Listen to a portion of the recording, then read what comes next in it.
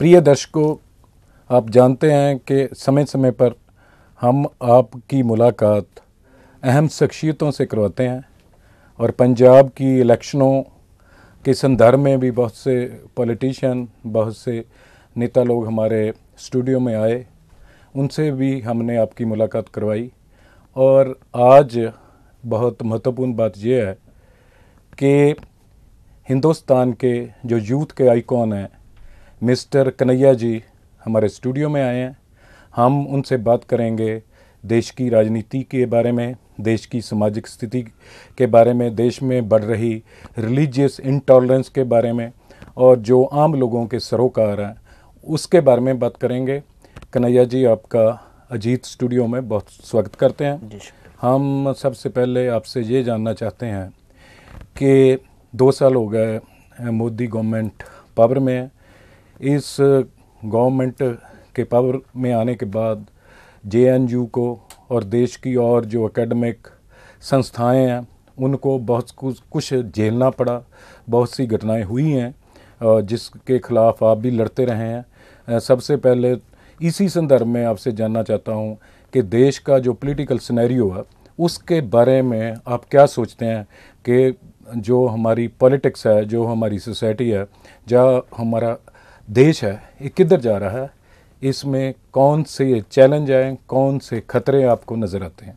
देखिए, सबसे पहले तो आपके चैनल के माध्यम से हम पंजाब के लोगों को सलाम करना चाहते हैं। पंजाब की धरती एक क्रांतिकारी धरती है और यहाँ जब हम बातचीत कर रहे हैं देश के बारे में तो ये बात स्पष्ट करना ज़रूरी है कि उसमें पंजाब की एक अहम भूमिका रहने वाली है। आज हम लोग जिस माहौल में हैं उसमें हम ये कह सकते हैं कि जो हमारे पास था आज उसको बचाने का दौर है। क्या पाना है यह सवाल पीछे छूट गया है, क्या है उसको किस तरीके से बचाया जाए। मतलब दुष्यंत कहते हैं कि कहाँ तो तय था चिरागा हरे घर के लिए, कहाँ चिराग मयस्सर नहीं शहर के लिए। कहाँ सबको शिक्षा, सबको रोजगार, शांति, असमानता को ख़त्म करके बराबरी को स्थापित करना, ये लक्ष्य थे हमारे। और भारत को बार बार एक डेमोक्रेटिक, सेकुलर, सोशलिस्ट आइडियाज़ को लेकर के चलने वाले देश के रूप में दुनिया के सामने प्रस्तुत किया गया। शांति का संदेश देने वाला, गुटनिरपेक्षता के सिद्धांतों पे चलने वाला, साम्राज्यवादी युद्धों का विरोध करने वाला। और आज स्थिति ये हो गई है कि हमारे देश के वजीर आजम, प्रधानमंत्री कहते हैं कि इजराइल हमारा रेफरेंस पॉइंट होगा, इजराइल से देखेंगे। इजराइल का पूरा पॉलिटिक्स ही यही है कि एक पर्टिकुलर कम्युनिटी के खिलाफ नफ़रत फैला करके वो देश जो है वो अंध राष्ट्रवाद जिसको कहते हैं उस सिद्धांतों पे आगे बढ़ा है। दूसरा कि देश जो है उसमें बार बार एक ख़ास रिलीजन के हित की बात की जाती है। सवाल ये है कि किस तरीके के सपने का देश हम बनाना चाहते हैं। मैं समझता हूँ जितनी मेरी पढ़ाई लिखाई है कि हमारे लिए सबसे गाइडिंग प्रिंसिपल अगर कुछ है तो हमारे देश का संविधान है, उसकी प्रस्तावना है। हमारे देश की प्रस्तावना में बार बार कहा गया कि देश देश के लोगों से बनता है। हम भारत के लोग, भारत के जो 125 करोड़ लोग हैं, उनकी जो अलग अलग पहचान है, उनकी जो अलग अलग संस्कृति है, उन तमाम लोगों को अपनी ज़िंदगी सहूलियत के हिसाब से स्वतंत्रता पूर्वक आज़ादी की आबो हवा में जीने की आज़ादी होनी चाहिए, एक बात है। दूसरा, असमानता और गैर बराबरी को मिटा करके एक समतामूलक समाज बनाना है, ये दूसरी बात है। तीसरा, यहाँ जो हम धर्मनिरपेक्षता का सिद्धांत अपनाए हैं जिसमें सर्वधर्म समभाव की बात की गई है कि जो जो धर्म को मानना चाहता है उसको मानने की आज़ादी है, राज्य उसके ऊपर किसी भी धार्मिक विश्वासों को नहीं थोपेगा। लेकिन देखिए कि सारी चीज़ें आज खतरे इन पर मंडरा रहे हैं। मतलब शिक्षा, रोजगार, स्वास्थ्य, इनको बाज़ार के हवाले कर दिया गया है। मतलब पहले लोग बाज़ार में ज़रूरत की चीज़ें खरीदने जाते थे और आज शिक्षा को भी बाज़ार में बिकने वाली वस्तु बना दी गई है। स्वास्थ्य जो है, स्वास्थ्य सुविधाओं को सीधे सीधे बाज़ार के हवाले कर दिया गया है कि जिसके पास पैसा है उसका इलाज होगा, जिसके पास नहीं है उसका नहीं होगा। रोज़गार की स्थिति ये है कि लगातार रोज़गार घट रहे हैं। पिछले 5 सालों में इस साल सबसे कम रोज़गार पैदा हुए, मात्र 1,35,000 लोगों को रोज़गार मिला। वादा था 2 करोड़ रोज़गार पैदा करने का। मतलब हमारी जो बुनियादी स्थिति है जिससे देश बनता है वो खतरे में है। दूसरा, देश जिन नैतिक मूल्यों पे चलता है उन नैतिक मूल्यों को भी बार बार जो है कमज़ोर करने की कोशिश की जा रही है। कहाँ सेकुलर होना प्राउड की बात होती थी, आज सेकुलर शब्द को एक गाली की तरह इस्तेमाल किया जा रहा है। कहाँ धर्म के आधार पे हम लोगों के अंदर गौरवान्वित महसूस करने की भावना को नहीं फैलाई जाती थी या ना स्थापित किया जाता था। हम इस बात को सोच करके गौरवान्वित होते थे कि हम भारतीय हैं, जहाँ कई तरह की धर्म है, विविधता में एकता है, विविधता ही हमारी पहचान है। और आज एक पहचान को, एक राष्ट्र, एक दल, एक संस्कृति, एक नेता, एक पहचान, इस सिद्धांत पर देश को आगे ले जाने की कोशिश की जा रही है। कुल मिलाकर के ऐसा लगता है कि देश एक गलत दिशा में जा रही है, जो बेशक भगत सिंह का, सोहन सिंह जोश का, करतार सिंह सरावा के सपनों का देश नहीं है, अंबेडकर के सपनों का देश नहीं है, गांधी के सपनों का देश नहीं है। उस सपनों को बचाना है। क्या यह जो खतरनाक माहौल है, इसमें कोई आशा वाली कोई बात है कि नहीं? उसकी बात तो करेंगे। पहले कन्हैया जी, मैं आपसे ये जानना चाहता हूँ कि आज़ादी के बाद कॉन्स्टिट्यूशन जो हमने अडॉप्ट किया था, उसमें कमियां कमज़ोरी हो सकती हैं, पर वो सेकुलरिज्म पर था, मोटे तौर पर आज़ादी पर, ह्यूमन राइट्स पर था, मिक्स्ड इकोनॉमी का मॉडल अडॉप्ट किया गया था। वो दहाकों तक यहाँ पर कांग्रेस ने राज किया। कोई एक 6 साल के लिए भाजपा की कोलिशन भी आई, कुछ गठजोड़ गवर्नमेंट्स भी बनी। क्या बात हुई है कि ये जो रिवर्स लग गया, जिस एजेंडे की आप बात करते हैं, secularism, democracy, human rights, weaker section की प्रोटेक्शन, ये सभी चीज़ों को रिवर्स कैसे लगा? इसके लिए कौन सी फोर्सेस जड़ी हैं वो जिम्मेवार हैं इसके लिए? देखिए, पहले जब तक हम ये नहीं जानते, हम आगे का रास्ता तय नहीं कर सकेंगे। जी बिल्कुल सही बात है। कुछ लोग हमें कहते हैं कि क्या 2.5 साल में ये सब कुछ हो रहा है? मैं कहता हूँ कि नहीं, ये काम 1925 से हो रहा है। पहली बार हिंदू महासभा से जुड़े लोगों ने देश को 2 भाग में बांटने की बात की। 2 धर्म के आधार पे भारत को तोड़ करके 2 हिस्सों में अलग अलग देश बनाना चाहिए, इसकी बात सबसे पहले सावरकर जी ने की। उसके बाद गांधी की हत्या में उसी विचारधारा से जुड़े हुए लोग इन्वॉल्व थे। उसके बाद जब देश आज़ाद हुआ और संविधान बन रहा था, तो उन्होंने संविधान को मानने से इनकार किया। आज़ादी के पूरे आंदोलन के इतिहास में देखिए, आरएसएस से जुड़े हुए किसी भी व्यक्ति का इतिहास आपको नहीं मिलेगा। कोई क्रांतिकारी ऐसा नहीं होगा जो आरएसएस से जुड़ा हुआ हो। वो लगातार एक खास धर्म के खिलाफ, एक खास पहचान के खिलाफ लोगों में जो है नफरत भरते रहे, और हिंदू धर्म की जो बुराइयां हैं उस पे ना बात करके उसको हमेशा गौरवान्वित करते रहे। हमको धर्म से व्यक्तिगत तौर पे कोई लेना देना नहीं है। मेरा मानना है कि किसी भी आधुनिक राज्य की स्थापना में धर्म की कोई भूमिका नहीं होनी चाहिए, लेकिन खास धर्म के लोगों को टारगेट करना, खास जाति के लोगों को टारगेट करना, खास पहचान के लोगों को टारगेट करना, ये देश में चलता रहा। जब ये स्टेट पावर को कैप्चर किए, ये महत्वपूर्ण दौर है, जब ये स्टेट पावर को कैप्चर किए तो इन्होंने फुल फ्लेज्ड अपने एजेंडे को लागू करना शुरू किया। आप देखिए कि जहाँ जहाँ ये कोई इत्तेफाक नहीं है। नहीं, बात ये है कि ये इस बात को हमें समझना चाहिए कि कांग्रेस जो सेंटर लेफ्ट पॉलिसीज लेके आई थी, कांग्रेस ने उन नीतियों को सही तौर पर लागू नहीं किया। सोशलिज्म की बात की, सोशलिज्म को उन्होंने लागू नहीं किया। जो स्मॉल इंडस्ट्री को मजबूत करना था वो नहीं किया। वो ह्यूमन राइट्स को प्रोटेक्ट नहीं किया। कांग्रेस भी ऐसी पॉलिसी चलाती रही जिससे जो अंध राष्ट्रवाद भी बढ़ता रहा। एक टाइम पर सिखों को इतना कॉर्नर कर दिया कि उनको दीवार की तरफ धकेल दिया। पंजाब में 1.5 दहाके तक हम बहुत कठिन परिस्थितियों से गुजरे। जो आज कश्मीर यहाँ गुजर रहा है, पहले भी गुजरता रहा है।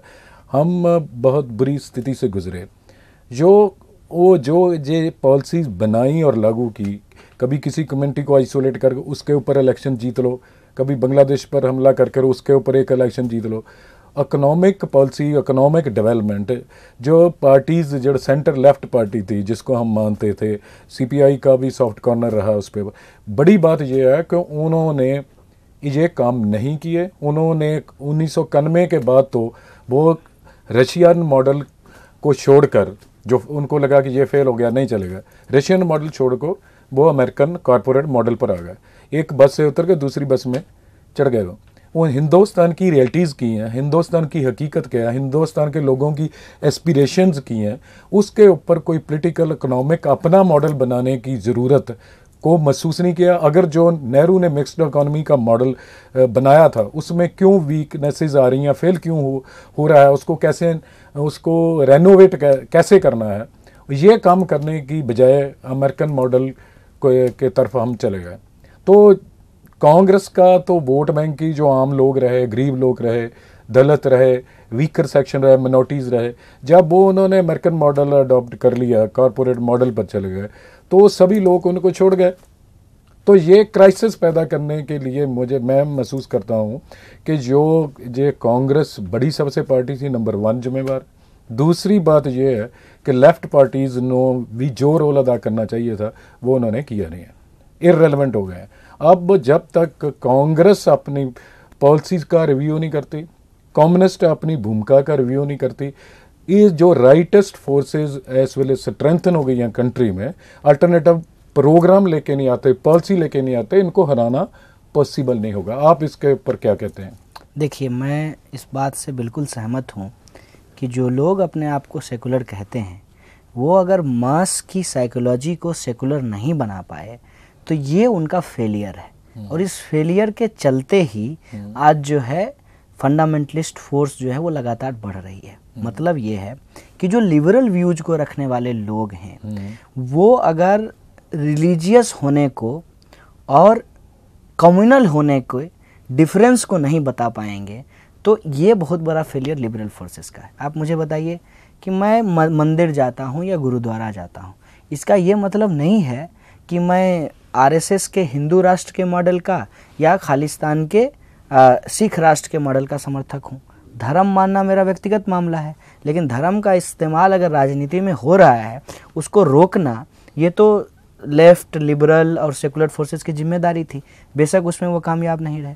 दूसरी जो महत्वपूर्ण बात है कि वो कामयाब क्यों नहीं हुए, वो कामयाब इसलिए नहीं हुए कि वो ग्राउंड पे जब आप काम करना छोड़ देते हैं। आप देखिए कि आरएसएस किस तरीके से गांव-गांव में स्कूल चला करके, वनवासी कल्याण समिति चला करके लोगों के दिमाग को कम्युनल कर रही है, सांप्रदायिक बना रही है और एक पहचान के लोगों को दूसरे पहचान के लोगों के खिलाफ नफरत भर रही है, घृणा फैला रही है। ये एक बात है, लेकिन इससे जहाँ तक मुकाबला और अल्टरनेटिव का सवाल है उसका तरीका यही है कि हम लोगों को एक यूनाइटेड फ्रंट बनाना पड़ेगा। और ये फ्रंट जो है वो महज चुनाव जीतने या हारने के लिए नहीं होना चाहिए।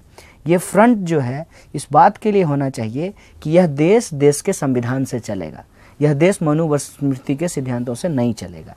इस देश में जो पॉलिसी बनेगी वो संसद में बनेगा, वो आरएसएस के ऑफिस नागपुर में नहीं बनेगा। इस देश में लोगों को ये हक होगा कि वो प्रधानमंत्री को क्रिटिसाइज कर सकें, सरकार की जो एंटी पीपल पॉलिसी है वो क्रिटिसाइज कर सकें, और प्रधानमंत्री का क्रिटिसिज्म देश का क्रिटिसिज्म नहीं है। इस बात को असर्ट करना पड़ेगा। और कोई भी अकेले लड़ाई नहीं लड़ी जाती है। मतलब हमारे यहाँ कहावत है कि अकेला चना जो है वो भाड़ नहीं फोड़ता। मतलब लोगों को एक जगह यूनाइट होकर के आना पड़ेगा। यूनिटी कैसे होगी, तो कैसे आएंगे? वही तीसरा सवाल है कि यूनिटी कैसे होगी। जो इन्होंने बंगाल में कोशिश की कांग्रेस के साथ आने के लिए, सीपीएम ने, लेफ्ट पार्टी ने, वहाँ पर वो लेफ्ट का वोट वो तो कांग्रेस को ट्रांसफ़र हो गया, कांग्रेस का वोट लेफ्ट को ट्रांसफ़र नहीं हुआ। वो अब सीपीएम में हड़कंप मचा हुआ है कि कांग्रेस के साथ आगे कोई ऐसा रिलेशन रखा जाए या ना रखा जाए। तो ये इलेक्शन स्ट्रेटजी को सामने रखकर आपको आगे आना पड़ेगा, या लॉन्ग टर्म जो इशू बेस्ड कोई आपको एसोसिएशन या कोई सहयोग डेवलप करना पड़ेगा। इसके बारे में आप क्या सोचते हैं? देखिए, इलेक्शन तो अगला स्टेप है ना। मैं कहता हूँ कि एक कॉमन मिनिमम प्रोग्राम बना करके आप पहले जमीन पे तो काम शुरू कीजिए। आज देखिए कि मीडिया बिना आधार के आप इलेक्शन गठजोड़ करेंगे तो काउंटर प्रोडक्ट हो जाएगा। और वो पहले उसे इशू बेस्ड वो अपॉर्चुनिस्टिक अलायंस भी लगेगा, स्ट्रगल बनानी पड़ेगी कि सत्ता में जाने के लिए आप इस तरीके का गुनागनित कर रहे हैं। हम कह रहे हैं यूनाइटेड फ्रंट अगर बनाना है, मीडिया हाउस मान लीजिए हम चला रहे हैं, तो हमारे पास मान लीजिए लेफ्ट लिबरल व्यूज रखने वाले लोग हैं, दोस्त जिनके पास पैसा है वो फंड करें, और मीडिया के अंदर जो एक पोलराइजेशन किया जा रहा है, सही को सही नहीं कहा जाएगा, गलत को गलत नहीं किया जाएगा, तो वहाँ हम इंटरवीन करें। एजुकेशन सिस्टम के अंदर हम इंटरवीन करें। ग्राउंड पे जो छोटे छोटे सवाल हैं, जो सरकार की पॉलिसी है, जो सालों से योजनाएं चल रही हैं, उसका फ़ायदा लोगों तक नहीं पहुंच रहा है, उसको लेकर के हम मास मूवमेंट शुरू करें।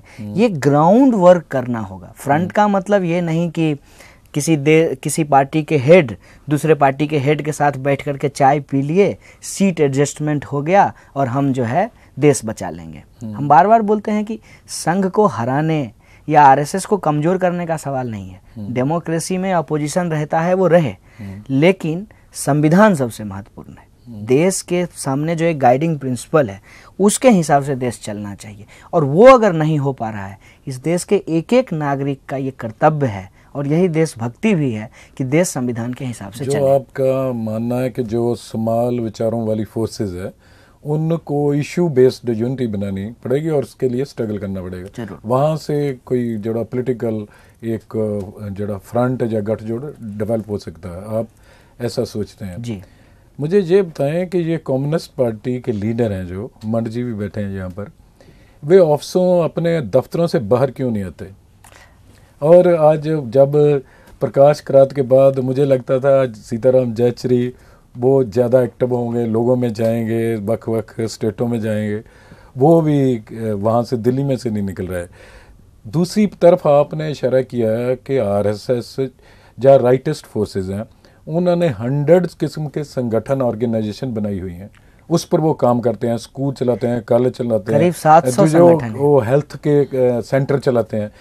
कि मुझे एक पाकिस्तानी जर्नलिस्ट ने भी कहा था, मैंने पूछा कि पाकिस्तान में लेफ़्ट का क्या हाल है, तो उन्होंने मुझे बोला कि वो इररेलेवेंट हो गए हैं। मैं को क्यों, कैसे हो गया, इररेलेवेंट कैसे हो गया? मैं उनका मत जानना चाहता था। उन्होंने कहा कि लेफ़्ट ने वहाँ पर इंस्टीट्यूशंस नहीं बनाई है। लेफ़्ट जब तक जो भी सेकुलर लोग हैं इंस्टीट्यूशंस नहीं बनाते, उनके पास लोग नहीं आते, वो उनकी आइडियोलॉजी उनके पास जा नहीं सकती। इसके ऊपर आपका क्या कहना है? देखिए, ये बिल्कुल सही बात है। एक मानसिकता का सवाल होता है। मतलब एक तो कम्युनिस्ट पार्टी के लीडर बाहर जाते हैं, नहीं जाते हैं, ये तो कम्युनिस्ट पार्टी का स्पोक्स पर्सन बताएगा। हमको लगता है कि वो भी जाते हैं, लेकिन कितना इफेक्टिवली वो काम कर पाते हैं, ये एक अलग बात है। दूसरा ये है कि इंस्टीट्यूशन, मैं जो ये अंदाजा लाता हूँ, अब तो टीवी चैनलों पर भी कम्युनिस्ट फेसेस नज़र नहीं आ रहे, तो मैं ये एक खला जो पैदा हो रहा है। अब संवाद से अगर सेकुलर इंटेलेक्चुअल, लेफ्ट इंटेलेक्चुअल जो एक संवाद से बाहर हो जाएंगे, तो इतनी बड़े जो डेंजर, जो खतरे उभर रहे हैं, उसका हम कैसे मुकाबला करेंगे? नहीं, ये बिल्कुल सही बात है। और हमको लगता है कि मुक्तिबोध कहते हैं, मैं बार बार इसको बोलता हूँ कि अभिव्यक्ति के खतरे उठाने पड़ेंगे। मतलब आप आरएसएस की देश की परिकल्पना को नहीं मानते हैं, आप संविधान के देश की परिकल्पना को मानते हैं, तो आरएसएस की नज़र में अगर आप देशद्रोही होते हैं, इसका मतलब यह है कि जनता की नज़र में आप देशभक्त हैं, तो देशद्रोही होने का खतरा उठाना पड़ेगा आरएसएस की नज़र में। एक बात। दूसरी बात कि इंस्टीट्यूशन का नहीं बनाना एक बहुत बड़ा फेलियर था, और जहाँ जहाँ इंस्टीट्यूशन बनाए हैं वहाँ आज भी इफेक्टिवली काम कर रहे हैं। तो इंस्टीट्यूशन ये क्यों नहीं बनाए, ये सवाल है। क्योंकि इनको लगता था कि स्टेट पावर कैप्चर करेंगे, जब रेवोल्यूशन होगा तब नाली में से जो पानी बह रहा है उसको ठीक करेंगे। उससे पहले 5 लोगों को जमा करके, चंदा इकट्ठा करके नाली से जो पानी बह रहा है उसको ठीक कर दें, इसका इन्होंने करने का जो है जिम्मेदारी अपने ऊपर लिया। गालियां देते रहे ना, इसको सुधारवाद कहकर गालियां देते रहे। गोपालन ने तो अपनी जीवनी में भी लिखा है कि जिसको सुधारवाद कहकर आप लोग रद्द करते हैं, वो काम हम केरल में करते रहे, इसीलिए हमने पार्टी बनाई है। जो काम लोगों के साथ जुड़ने की बात है ना, वो करना पड़ेगा। तो कन्हैया जी, मैं आपसे पूछना चाहता हूँ कि इस समय में आप कौन से 4-5 इशू जोड़े महसूस करते हैं कि जिनको लेकर जड़ियाँ सेकुलर फोर्सेस को आगे आना चाहिए? 4-5 कौन से इशू जो उनके एजेंडे में शामिल होने चाहिए? मेरी राय में सबसे जो इम्पोर्टेंट सवाल है वो है हमारे बुनियादी चीज़ों से जुड़ा हुआ। उसमें मैं सबसे ज़रूरी मानता हूँ शिक्षा को, स्वास्थ्य को और रोजगार को।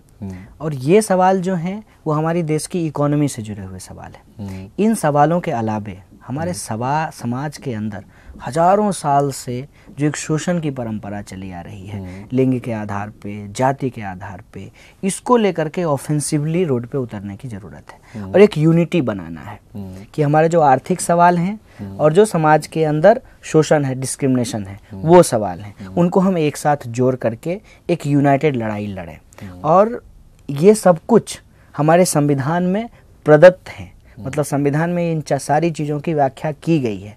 बस उन चीज़ों को कहते हैं ना, लक्ष्यों को जमीन पे उतारने का सवाल है। तो कन्हैया जी, आपको लगता है कि कांग्रेस जो उन्होंने पिछले समय में जो गलतियां की है जिससे वो कमज़ोर हुई है, उनको रियलाइज़ कर कर वो आगे आएगी दूसरी फोर्सेस को साथ लेने के, ऐसी कोई होप आप देखते हैं कांग्रेस से?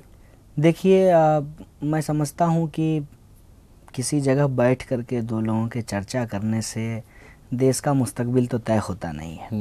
ये तो मैं बिहार में जजमेंट व्यू पूछ रहा हूँ। वही मैं कह रहा हूँ कि बिहार में ये हम लोगों को नहीं लगता था कि कभी भी कि पॉलिटिकल इमेजिनेशन में था ही नहीं, सोच ही नहीं पाते थे कि लालू और नीतीश एक साथ आएंगे। तो परिस्थिति का सवाल होता है, लालू नीतीश एक साथ आए, बीजेपी को बिहार में रोक पाए, उसको स्टेट पावर से जो है बाहर रखा, और आरएसएस की जो शाखाएं लगाई जाती थी उसमें लगातार वृद्धि हो रही थी, उसमें अचानक से कमी आनी शुरू हो गई। तो ये बात अगर हम समझते हैं तो ये हम समझते हैं कि हमारे अस्तित्व के ऊपर खतरा है, तो बेशक लोग जो है आने के लिए मजबूर होंगे, ना चाहते हुए लोगों को आना पड़ेगा, बाकी कोई रास्ता दिखता नहीं है। अच्छा, इस जो जैसी तब्दीली आप लोग सोचते हैं, इसमें यूथ की क्या भूमिका रहेगी? इसमें समय समय पर हिंदुस्तान की पॉलिटिक्स में यूथ ने अहम रोल अदा किया है, इमरजेंसी के समय में भी, और भी बहुत वक्त ऐसे इतिहास में आए हैं जब हिंदुस्तान के यूथ ने आगे होकर रोल अदा किया है।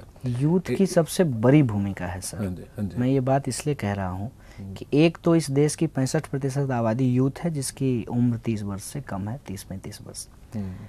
और उस यूथ की जिम्मेदारी इस रूप में है कि जब भी देश बदला है, देश में कोई नई बात आई है, चाहे अंग्रेजों से लड़ने का सवाल हो या पुरातन पंथी विचारों से लड़ने का सवाल हो, इस देश का यूथ खड़ा हुआ है। जब विधवा विवाह की बात हुई तो एक यूथ ने बोला कि मेरी बहन विधवा है, उसकी शादी करूंगा, और एक यूथ तैयार हुआ कि मैं करूंगा।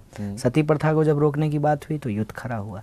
यूथ का हमेशा नेशनल बिल्डिंग में एक बड़ा रोल होता है। बस यूथ को ये समझना पड़ेगा कि हम तलवार लेकर के धर्म के नाम पे दूसरे धर्म को मानने वाले लोगों की हत्या नहीं करेंगे। यूथ को ये समझना होगा कि हम 5,000-6,000 रुपया लेकर के लोगों के लिए गुंडागर्दी करके उनकी कुर्सी सुरक्षित नहीं करेंगे, उनके लिए वोट ट्रांसफ़र कराने का काम नहीं करेंगे। यूथ को ये समझना पड़ेगा कि नेताजी से पैसा ले लेते हैं, नेताजी के गाड़ी पे बैठ करके घूम लेंगे और अपने ही साथियों के बीच में ड्रग्स डिस्ट्रीब्यूट नहीं करेंगे।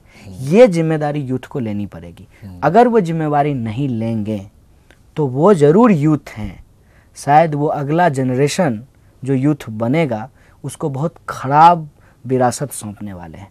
और जब हम ख़राब विरासत सौंपते हैं तो उसका असर जो है बहुत लंबे समय तक देश की चेतना पे होता है, देश की वस्तुगत स्थिति पे होता है।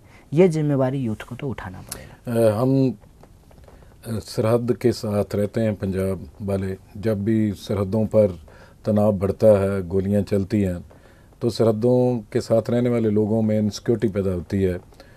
हमें लगता है कि जैसे बात बिगड़ रही है, इंडिया और पाकिस्तान में रिलेशन ख़राब हो रहे हैं, गोलियां चल रही हैं, लोग मर रहे हैं, क्या दोनों देश एक और जंग की ओर बढ़ रहे हैं? क्या आप सोचते हैं कि ये जो कन्फ्रंटेशन में चल रही है उसका क्या सलूशन हो सकता है? कश्मीर का क्या सलूशन हो सकता है?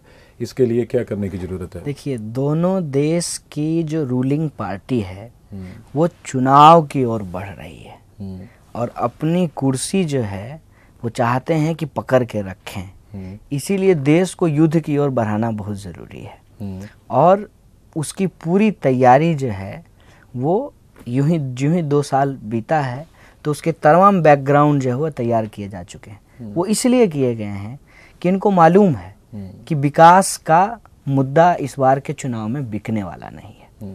तो मुद्दा कुछ और होना चाहिए, इसीलिए मुद्दा राष्ट्रवाद का लाया गया है। मैं भी देशभक्त हूँ, इस देश में रहता हूँ, इस देश से प्यार करता हूँ, लेकिन इनकी जो राष्ट्र की परिभाषा है वो बड़ी खतरनाक है, जिसमें लोगों की कोई अहमियत नहीं होती है। लोग की जान चली जाए, लोग मारे जाएं, उसका कोई मतलब नहीं। जो सारे कंट्रीज के जो साउथ एशिया के लोग हैं उनको क्या करना चाहिए इस परिस्थिति में? एक बात ये भी है कि अल-कायदा जो IS है उसका जो एजेंडा है, उसकी जो नीतियाँ, उसके जो एक्शन है, वो भी इन लोगों को मदद करती है। वो एक प्रिंसिपल पोजीशन लेना पड़ेगा।